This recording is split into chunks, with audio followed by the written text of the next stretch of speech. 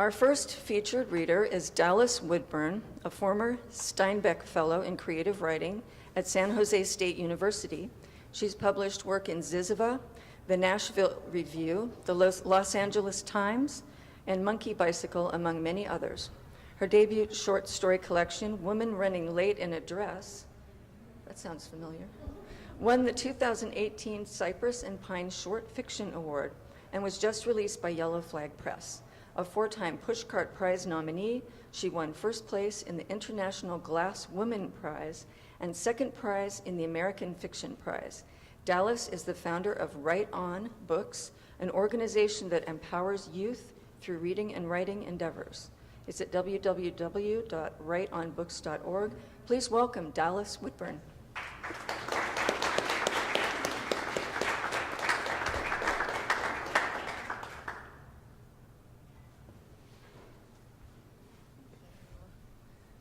Such a delight to be here and kicking us off. Can everyone hear me okay? Microphone? Okay, great. So I'm going to read one complete flash fiction piece to start, and then I'm going to read the beginning of one of my stories from my book, hoping, I'm going to just say it, hoping to get you interested so you just have to buy the book to learn more. And I don't have enough time to read the whole thing, So this first piece is called Sustenance. After the daughter leaves, the mother develops a problem with food. There is always too much food, or not enough. Before there was a daughter, back when the mother was a young woman living on her own, working a series of temp jobs and searching for herself in other people, but never finding what she was looking for. Back then, her refrigerator was always empty, except for beer and batteries and a carton of eggs, and her pantry was filled with nothing but Pop-Tarts and cereal, and maybe a couple hardened chocolate bars. Back then, the mother went days consuming nothing but stale coffee and grilled cheese sandwiches from Stu's Diner. She bought a basil plant on a whim because it was a sunny day and she was feeling optimistic and full of beginnings. She washed the basil leaves and made pesto linguine for her boyfriend's birthday. When they broke up 2 weeks later, the basil plant was already wilting on her windowsill, and the daughter was already growing inside her. The mother awoke craving a salad with dark leafy greens and cucumbers and tomatoes, the crunch of fresh carrots and broccoli, and nothing was the same after that. She got a job as a receptionist at a property management company. Stu's Diner became a grease-smudged memory. She bought the joy of cooking and learned how to dice an onion. She squeezed fruit for ripeness and searched labels for organic. The daughter arrived with her own opinions. She preferred pears to applesauce, sweet potatoes to carrots. She adored Cheerios until one day she didn't. On Saturdays, they went to the farmer's market and filled bags with bell peppers, zucchini, blueberries, peaches, raspberry jam. The daughter grew. The tooth fairy came. The daughter picked the biggest watermelon and insisted on carrying it herself. They stopped at every other parking meter so she could rest. "Why don't I take over for a little bit?" the mother said, but the daughter shook her head and lifted the watermelon to her chest. "No, I can do it." So they stopped and started all the way home. 12 summers later, the daughter moves across the country. She lives in a college dorm and carries a plastic tray around the dining hall for breakfast, lunch, and dinner. She calls every weekend. The mother always asks, "Are you getting enough to eat?" "Yes, Mom."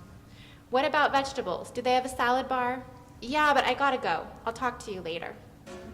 The mother eats salads every day, but there is still too much food. In her fridge, the lettuce grows mulchy, the bell peppers wither. The world moves faster than it used to. She used to whittle away entire Sunday afternoons at Stu's Diner, filling in the crossword puzzle. Now even her grocery lists are written in sloppy, fast cursive. She eats lunch in front of the glowing computer screen and dinner in front of the glowing television screen, and she chews automatically, not tasting much. When her plate is empty, she feels astonished at how it all disappeared so quickly. The mother flies out for Parents' Weekend.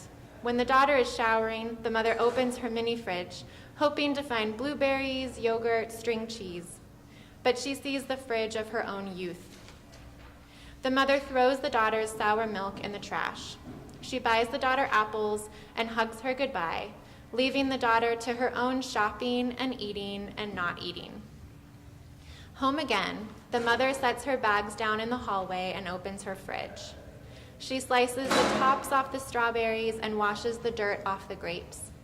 She sits in the sunshine of her kitchen and chews and swallows, savoring every bite. That's the end of that one.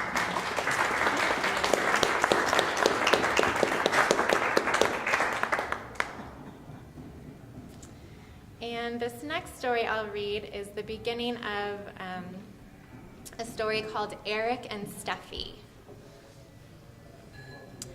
Eric's sister Steffi appears late at night and pesters him.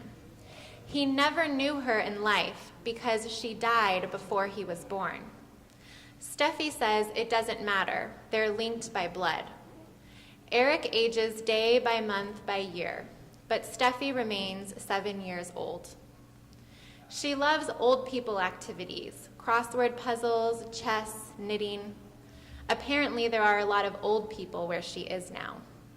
She likes collecting facts and then fanning them out before Eric like a deck of playing cards on a green felt table. She begins each fact with, "Did you know?" She tries to impress him. When Eric was younger, he believed everything Steffi said. Nightfall found him a jumble of excitement, wondering if his sister would come. He'd sit patiently through the bedtime stories his parents read, close his eyes, and pretend to drift off to sleep, feeling relief at his mother's cool kiss on his forehead or his father's gentle head pat, the murmur of their footfalls on his carpet, the squeak of his bedroom door closing. When Eric opened his eyes, the only light in the room would be a small sliver of yellow creeping under his bedroom door from the hallway.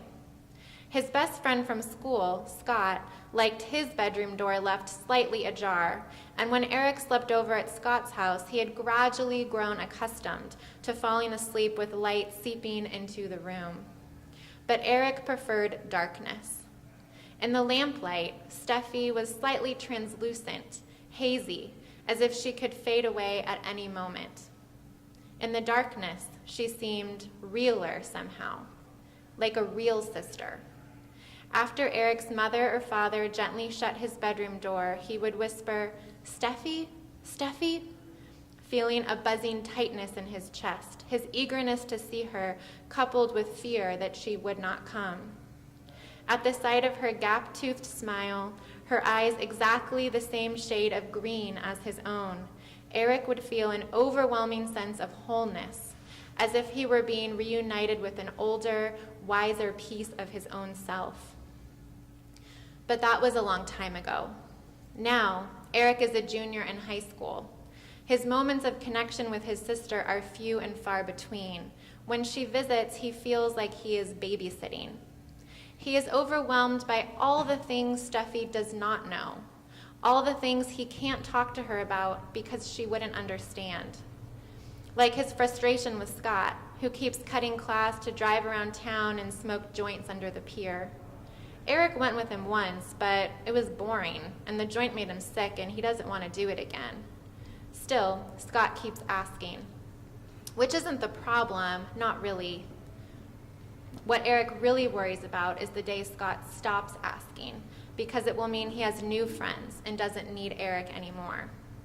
Eric can't help but remember the sleepover in 6th grade when they pricked their fingers and became blood brothers and swore to be best friends forever. Steffi wouldn't understand friendships past 2nd grade, how they become complicated. And she certainly wouldn't understand his ever-present desire for Emily Harrow, who sits behind him in physics and who he danced with at Diana Wheeler's party 2 months ago. Emily hadn't seemed drunk, but maybe she had been. Maybe she doesn't remember dancing with him because she doesn't talk to him, other than occasionally asking what answer he got for a homework problem. Eric tried telling Steffi about Emily one night a few weeks ago when he was feeling particularly alone. Steffi said Eric should make Emily a bracelet or give her some of the cookies from his lunch. And Eric felt even more alone and pathetic and weird. Here he was trying to get dating advice from the ghost of his 7-year-old sister. Now, more than anything, Steffi's visits remind him that he is different from everyone else. Eric wonders if that's why even normal things like dancing with a girl at a party or cutting class with your best friend seem, for him, to be minefields of difficulty. Did you know, Steffi says now, that dolphins never ever sleep? What do you mean they never sleep? Eric says. That's impossible. It's true, Steffi insists. Her auburn hair, braided in pigtails, shimmers in the lamplight. Eric's desk lamp is the only light in the room. He is working on a 6 to 8 page paper about the role of the supernatural in Hamlet. The paper is due first period, so he can't skip his first few classes to finish it. Steffi is perched on the edge of Eric's desk, swinging her legs so her heels thump in uneven rhythm against the wooden drawers where Eric keeps his old notebooks and school papers and the shoebox of Steffi's things. Hey, Eric says, stop that. What? Stop kicking your legs like that. Why? 'Cause it's annoying. Why? 'Cause I'm trying to write this paper. Why? 'Cause it's due in 7 hours and I'm trying to concentrate, okay? Eric cracks his neck and leans further forward, zeroing in on the soft blue glow of his laptop. Steffi stops swinging her legs. She pulls a cherry lollipop from the front pocket of her jumper and takes an especially long time opening it. The wrapper crinkles loudly in the dim, still room. Eric's hands are poised on the keyboard, but his fingers don't move. Eric, Steffi says after a few moments. Eric. What? It's true. Dolphins never sleep. It's true. Eric murmurs, eyes focused on the computer screen. This infuriates Steffi more than anything. Blank, patronizing agreement. She lapses back into silence. The white stick of her lollipop shifts between her teeth. He can sense her thinking. But Eric, she says, then why did you say it was impossible? Huh? I said that dolphins never sleep, and you said that was impossible. Why? Because. Because why? Because every living being needs to sleep. As soon as the words leave his mouth, Eric feels a flare of regret, worried he's offended her. But Steffi, fixated on the dolphins, seems undisturbed. It's been 21 years since she died, 4 years before he was born, Eric calculates. Perhaps she doesn't remember what sleeping is like. But Eric, Steffi pulls the lollipop from her mouth and points it at him. There's a way they do it. What? Go without sleep, dolphins. What they do is part of their brains is awake and part of their brain is sleeping. Then the awake part goes to sleep and the sleeping part wakes up. So they are always awake. Get it? Where'd you learn that? From Miss Y. Steffi smiles triumphantly. Her teeth are stained pink from the lollipop and her right front tooth is missing. She lost it 2 days before she died, biting into a carrot at dinner. The tooth fairy brought her 50 cents.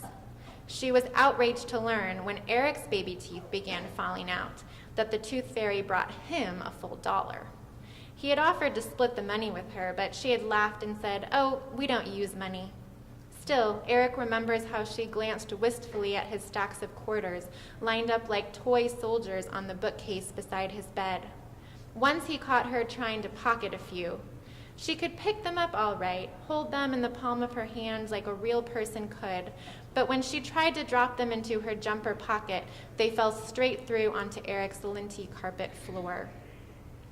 This happened with everything Eric tried to give her. Dried butterflies, a friendship bracelet, a picture he drew for her of a dog inside a doghouse. Steffi can hold things and play with things while she is with him, but she can take nothing with her when she departs. The only item that travels with her is the cherry lollipop in her jumper pocket, the lollipop she put there the day she died and now enjoys eternally. As a kid, Eric kept his older sister's things atop his nightstand in neatly arranged rows, ready and waiting for her next visit. Now her things languish in a shoebox in his bottom desk drawer.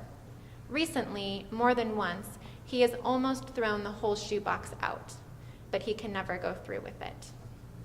And that's where I'll stop. Thank you so much.